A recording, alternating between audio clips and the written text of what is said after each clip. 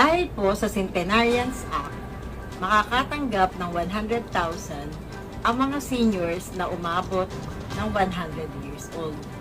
Ano naman po ang incentives na matatanggap ng mga seniors na hindi pa aabot sa 100 years old? Malaking Kung ikaw tulong ay na din, nag-80, 85, 90 at 95 bago naging batas ito ng March 17, 2024, hindi ikaw pwede at hindi ikaw qualified.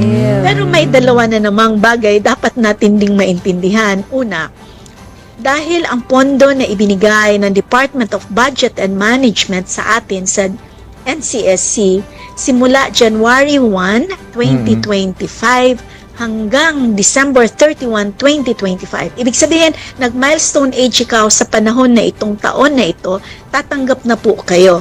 Pero yung ating mga pumasok ng 80, 85, 90 at 95 ng March 17, 2024 hanggang December 31, 2024, waitlisted po muna tayo. Konting pasensya lang kasi ito ay hinihingian pa natin ng budget sa Department of Budget and Management.